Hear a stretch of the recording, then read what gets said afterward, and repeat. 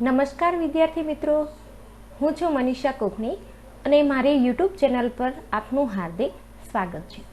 વિદ્યાર્થી મિત્રો, આજે આપણે આ વિડીયોમાં ચોથું ચેપ્ટર પુરવઠો, એનો અર્થ, જથ્થો, પુરવઠો, એ બેનો અર્થ અને એ વચ્ચેના તફાવતનો પરિચય આપણે મેળવવાના છીએ.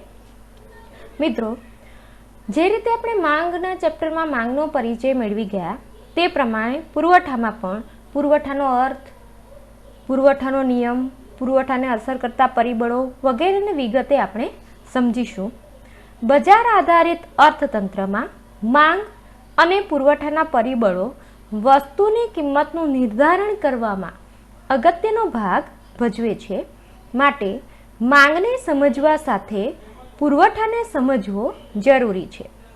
બજારમાં વિવિધ ચીજ વસ્તુઓની માંગ થતી હોવાથી આ ચીજ વસ્તુઓનો પુરવઠો પણ બજારમાં આપવો જરૂરી છે.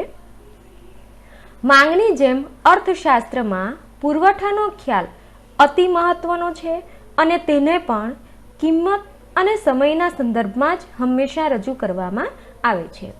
વિદ્યાર્થી મિત્રો, હવે પુરવઠો શું છે? તો પુરવઠાના ખ્યાલને સમજવા માટે આપણે એક ઉત્પાદક, એટલે કે મોટા ભાગે બજારમાં ઉત્પાદક વસ્તુનું વેચાણ કરવા માટે શા માટે મૂકે છે? તો એનો મુખ્ય હેતુ શું હોય? તો કે નફો મેળવવાનો હોય છે. એટલે કે નફાની અપેક્ષાએ વેપારીઓ ચીજ વસ્તુઓ બજારમાં વેચાણ માટે મૂકે છે.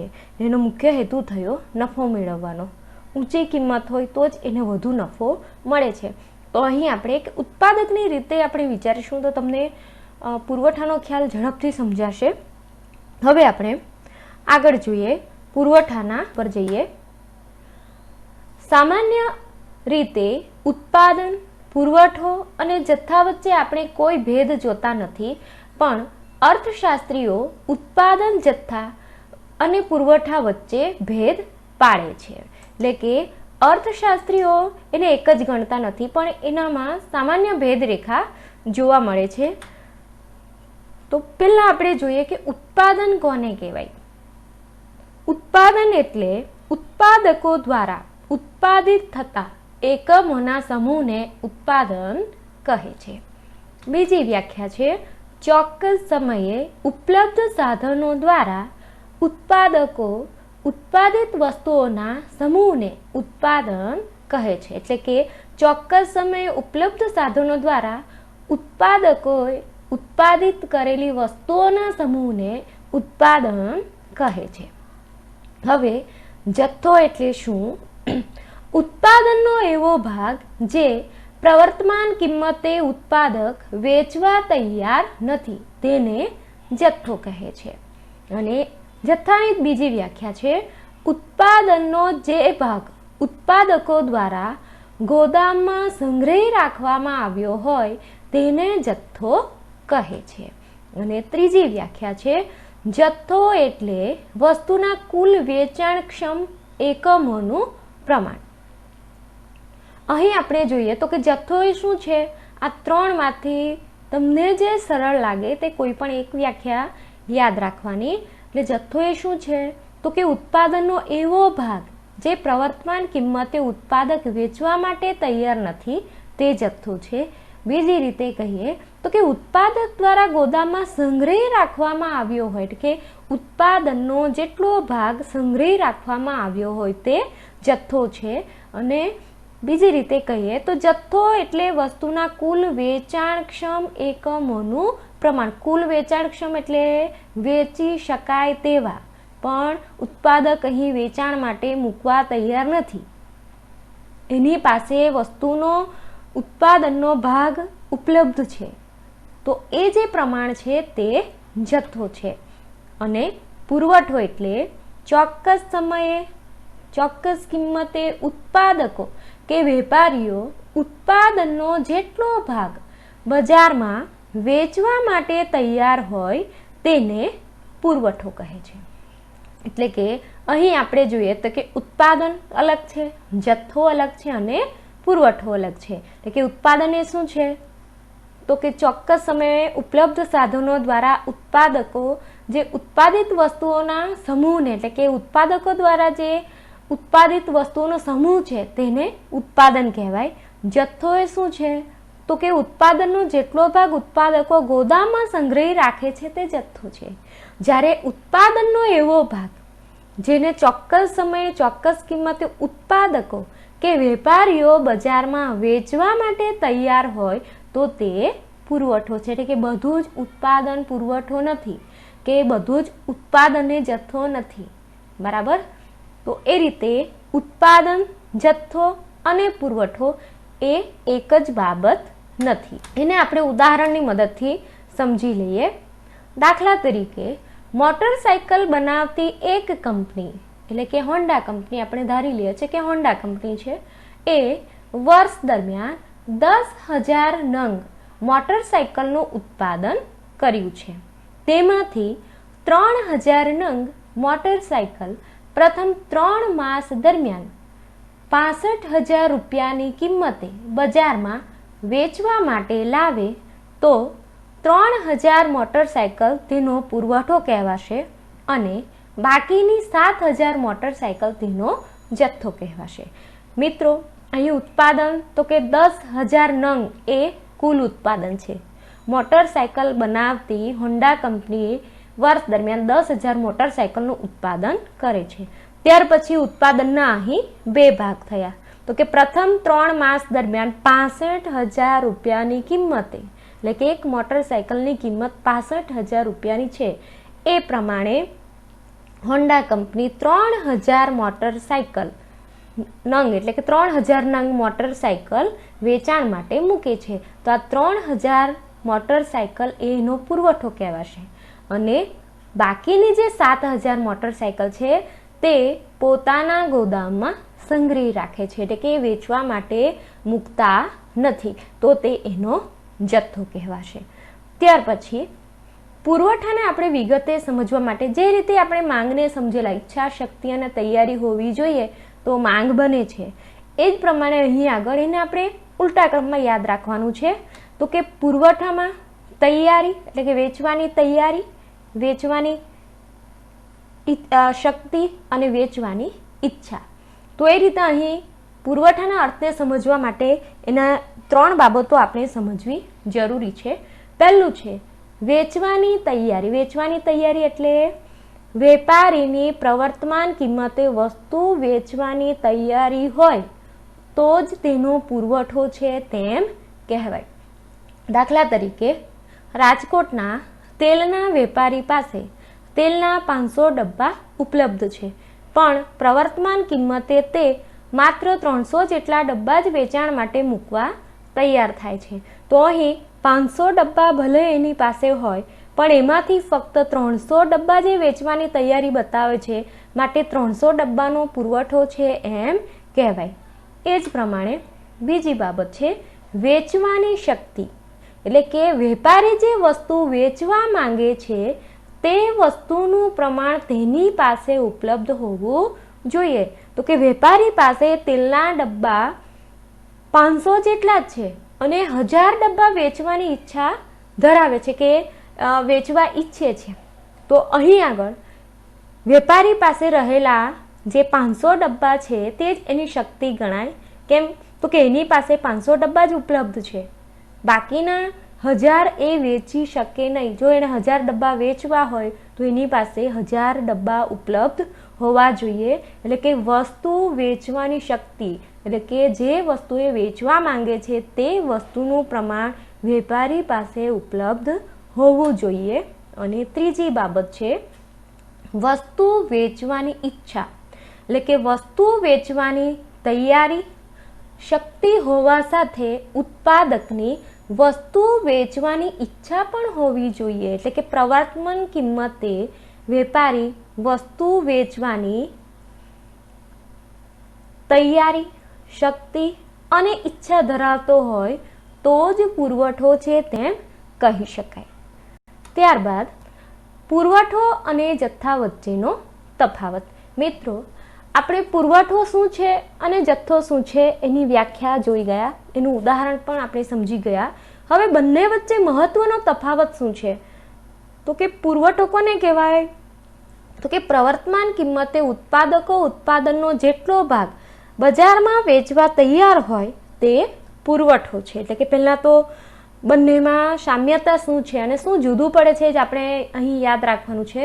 તો કે પ્રવર્તમાન કિંમતે ઉત્પાદકો ઉત્પાદનનો જેટલો ભાગ બજારમાં વેચવા તૈયાર હોય તે પુરવઠો છે. તો જથ્થો એટલે તો કે ઉત્પાદનનો એવો ભાગ જે ઉત્પાદક પ્રવર્તમાન કિંમતે વેચવા તૈયાર નથી તે જથ્થો છે. પુરવઠામાં જેટલો ભાગ વેચવા તૈયાર છે તે પુરવઠો છે. જથ્થામાં પ્રવર્તમાન કિંમતે વેચવા તૈયાર નથી તે જથ્થો છે. બીજો મુદ્દો જોઈએ. ઉત્પાદકની પ્રવર્તમાન કિંમતે વસ્તુ વેચવાની શક્તિ અને તૈયારી તે પુરવઠો છે. જ્યારે ઉત્પાદકની વસ્તુ વેચવાની શક્તિ એ જથ્થો છે. એટલે કે વેપારી પાસે વસ્તુનું પ્રમાણ ઉપલબ્ધ છે પણ એ બજારમાં મૂકવા માટે તૈયાર નથી, માટે પુરવઠો બનતો નથી. એને સંગ્રહી રાખ્યું છે. શક્તિ હોવી એટલે શું? તો કે એના ગોદામમાં વસ્તુઓનો સંગ્રહ થઈ ગયો છે પણ બજારમાં એ મૂકવા તૈયાર નથી, માટે એ જથ્થો ગણાશે. ત્યાર પછી ત્રીજો તફાવત છે ચોક્કસ કિંમતે ઉત્પાદક દ્વારા બજારમાં વેચવા માટે મૂકવામાં આવેલો ઉત્પાદનનો ભાગ એ પુરવઠો છે. અને જથ્થો એટલે ઉત્પાદક દ્વારા ગોદામમાં સંગ્રહી રાખવામાં આવેલો ઉત્પાદનનો ભાગ એ જથ્થો છે. ચોથું તફાવત છે પુરવઠો ઉત્પાદનથી ઓછો ઉત્પાદન જેટલો જ કે ઉત્પાદનથી વધુ હોઈ શકે છે. જ્યારે જથ્થો કુલ ઉત્પાદનથી ઓછો કે કુલ ઉત્પાદન જેટલો પરંતુ કુલ ઉત્પાદનથી વધુ ન હોઈ શકે. અહીં આપણે જોઈએ તો કે પુરવઠો મોટા ભાગે શું હોય? તો કે પુરવઠો કુલ ઉત્પાદનથી ઓછો કુલ ઉત્પાદન જેટલો જ કે કુલ ઉત્પાદનથી વધારે હોઈ શકે છે. કેમ? તો કે અગાઉ જે વસ્તુ વેચાણમાં ન મૂકી હોય તે પણ મૂકવામાં આવે તો પુરવઠો વધે. બીજું કુલ ઉત્પાદન જેટલો તો મોટા ભાગે જે નાશવંત વસ્તુઓનો પુરવઠો છે એનું કુલ ઉત્પાદન અને પુરવઠો બંને મોટા ભાગે સરખા જ હોય છે. એ જ પ્રમાણે અહીં આપણે જથ્થાની વાત કરીએ તો કે જથ્થો કુલ ઉત્પાદનથી ઓછો. કેમ? તો કે કુલ ઉત્પાદનથી કેમ ઓછો હોય? તો કે કુલ ઉત્પાદનમાંથી બધો જ ભાગ અહીં ઉત્પાદક કે વેપારી એનો સંગ્રહ કરતો નથી, મૂકી રાખતો નથી, પણ એમાંથી અમુક ભાગે વેચાણ માટે મૂકે છે. માટે કુલ ઉત્પાદનથી જથ્થો હંમેશા કેવો હોય? તો કે મોટા ભાગે ઓછો હોય છે. બીજું, પરંતુ કુલ ઉત્પાદનથી વધુ ન હોઈ શકે. એટલે કે જથ્થો કુલ ઉત્પાદનથી વધારે હોઈ શકે નહીં. ત્યાર પછી પાંચમું છે પુરવઠો જથ્થા જેટલો હોઈ શકે પરંતુ જથ્થા કરતાં વધુ હોઈ શકે નહીં. એટલે કે મોટા ભાગે પુરવઠો જથ્થા જેટલો હોઈ શકે પરંતુ જથ્થા કરતાં વધુ હોઈ શકે નહીં. તો અહીં આપણે જોઈએ જથ્થા જેટલો હોઈ શકે એટલે તો કે મોટા ભાગે એવી વસ્તુઓ જેનો સંગ્રહ કર્યા પછી ઊંચી કિંમતે એક સાથે વેચાણમાં મૂકવામાં આવે તો જથ્થો અને પુરવઠો બંને સરખા હોઈ શકે છે.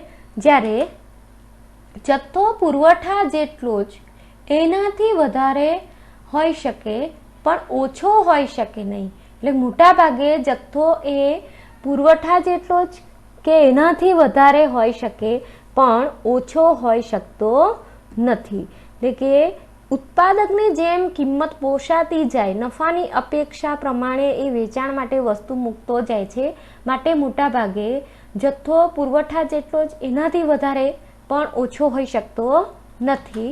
અને છઠ્ઠો તફાવત છે વસ્તુની કિંમત વધતા પુરવઠો વધે છે. એટલે કે જેમ વસ્તુની કિંમત વધારે એટલે કે ઊંચી જાય તેમ ઉત્પાદકની નફાની અપેક્ષા વધતી જાય છે. માટે જ્યારે વસ્તુની કિંમત વધે ત્યારે ઉત્પાદકો વધુ પુરવઠો બજારમાં વેચાણ માટે મૂકતા જાય છે.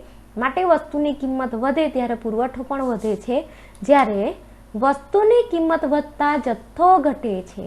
એટલે કે વસ્તુની કિંમત ઘટે તો ઉત્પાદક ઊંચી કિંમતે વધુ પુરવઠો બજારમાં મૂકે છે, ગોદામમાં ઓછું પ્રમાણ નો સંગ્રહ કરશે. માટે વસ્તુની કિંમત વધતા જથ્થો ઘટે છે.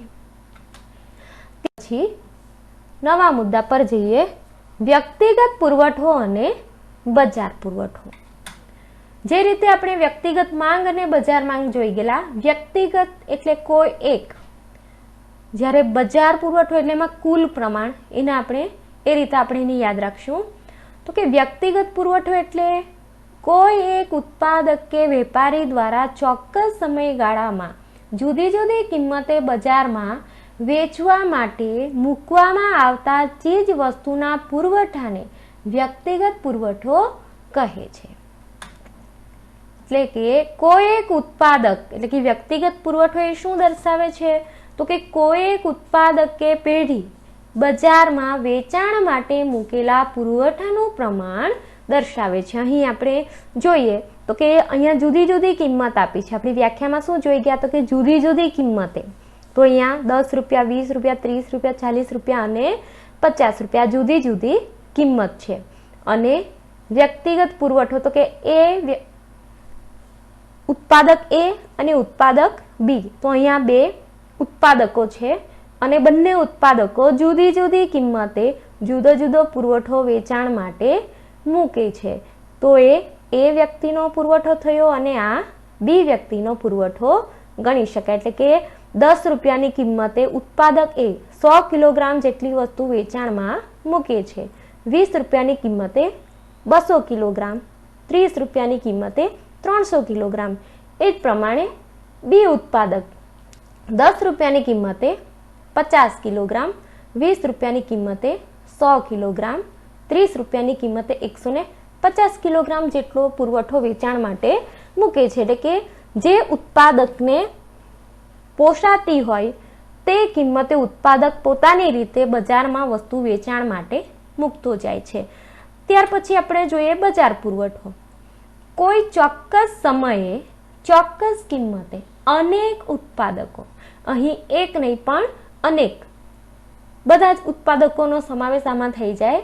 તો કે અનેક ઉત્પાદકો કે પેઢીઓ દ્વારા વસ્તુનો જેટલો પુરવઠો બજારમાં વેચવા માટે મૂકવામાં આવે છે તેના કુલ સરવાળાને બજાર પુરવઠો કહે છે. બજાર પુરવઠો એ બીજું કંઈ નથી પણ વ્યક્તિગત પુરવઠાનો સરવાળો કરવાથી બજાર પુરવઠો મળે છે. હવે અનુસૂચિમાં આપણે અહીં વ્યક્તિગત પુરવઠો એ ઉત્પાદક અને બી ઉત્પાદક, અહીં જુદી જુદી કિંમત છે. બરાબર.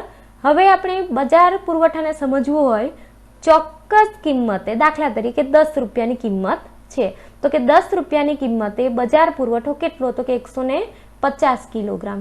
તો કે અહીંયા એ વ્યક્તિનો એટલે કે ઉત્પાદક એનો પુરવઠો કેટલો છે? તો કે 100 કિલોગ્રામ, બીનો 50 કિલોગ્રામ. બંનેનો સરવાળો કરીએ તો આપણને 150 કિલોગ્રામ જેટલું પ્રમાણ મળે છે. તો આ 100 + 50 એટલે કે વ્યક્તિગત પુરવઠાનો સરવાળો કરવાથી બજાર પુરવઠો મળે છે. જુદી જુદી કિંમતે આપણે જોતા જઈએ તો કે 20 રૂપિયાની કિંમતે બજાર પુરવઠો 300 કિલોગ્રામ છે. એટલે કે 200 + 100 કરીએ તો 300 કિલોગ્રામ થાય. એ જ પ્રમાણે 30 રૂપિયાની કિંમતે 450 કિલોગ્રામ, 40 રૂપિયાની કિંમતે 600 કિલોગ્રામ અને 50 રૂપિયાની કિંમતે 750 કિલોગ્રામ જેટલો થાય છે. એટલે કે વ્યક્તિગત પુરવઠો અને બજાર પુરવઠા વચ્ચે શું તફાવત છે? તો કે વ્યક્તિગત પુરવઠો એ કોઈ એક ઉત્પાદક કે પેઢી દ્વારા બજારમાં વેચાણ માટે મૂકવામાં આવેલા પુરવઠાનું પ્રમાણ દર્શાવે છે, જ્યારે બજાર પુરવઠો એ વ્યક્તિગત પુરવઠા એટલે કે જુદા જુદા ઉત્પાદકો કે અનેક ઉત્પાદકો કે પેઢીઓ દ્વારા ચોક્કસ કિંમતે બજારમાં મૂકવામાં આવેલા પુરવઠાનું કુલ પ્રમાણ દર્શાવે છે. આ બે વચ્ચેનો મુખ્ય તફાવત છે. તો આ વિડીયોમાં ફક્ત આટલું જ. આવતા વિડીયોમાં હવે આપણે પુરવઠો એટલે શું અને પુરવઠાને અસર કરતા પરિબળોની ચર્ચા કરીશું.